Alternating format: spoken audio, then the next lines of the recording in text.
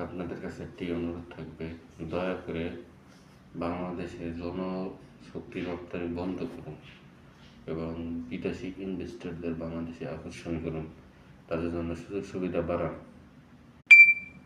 আপনারা যদি বিদেশি ইনভেস্টরদের বাংলাদেশে আকর্ষণ করে নিয়ে আসতে পারেন, তাদের যদি সুযোগ সুবিধা দেন, তাহলে বাংলাদেশ অনেক আগে যাবে। বাংলাদেশে দক্ষ কারিগর আছে, যারা বিদেশে শ্রম দিয়ে ওই দেশকে উন্নত বানায়।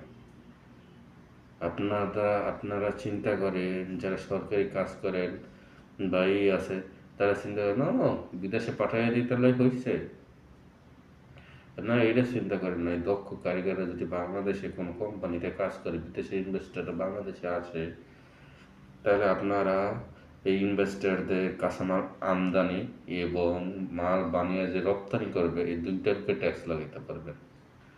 বাংলাদেশে কর্মসংস্থানের ব্যবস্থা হবে। তারপরে যে কারখানা পরিচালনা করবে যে কোনো কোম্পানি, তাদের উপরে দেখা গেছে লাইসেন্স ফি পাবেন, বিভিন্ন ধরনের ট্যাক্স নিতে পারবেন।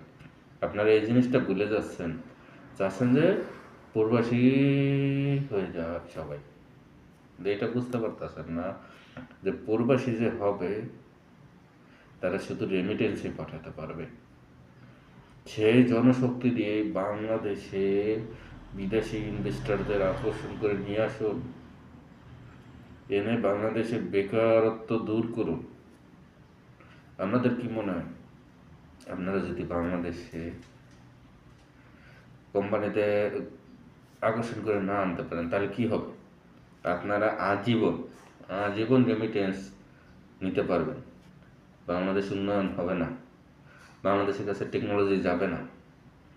টেকনোলজি তখনই যায় যখন ইনভেস্টর এবং অন্য দেশ থেকে কোম্পানিদের আহ্বান করে নিয়ে আসুন এবং তাদেরকে বাংলাদেশের যে কোম্পানি তারা গড়ে তুলবে, সেই কোম্পানিতে বাংলাদেশের শ্রমিকদের কাজ করান, দক্ষ কারিগর গড়ে তুলুন। তারপর আপনি নিজে একটা কোম্পানি দিন সরকারের মাধ্যমে।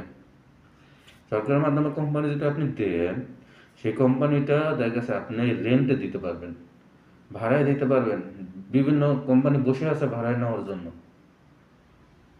দক্ষ কারিগর আছে, জমিন আছে, তাহলে কেন পারবেন না আপনারা বলুন? কেন লোকজনকে বিদেশে পাঠান? আপনার নিজের দেশেই উন্নয়ন করুন। আপনারা ফরেনারদের আকর্ষণ করে নিয়ে আসুন, কোম্পানি গড়ে তুলতে সহযোগিতা করুন। নিজের জনশক্তি কম নাই বাংলাদেশে, যারা বিদেশে কাজ করে তারা বাংলাদেশে কাজ করবে, কেন বিদেশে যাবে? বাংলাদেশে কোন জিনিসটা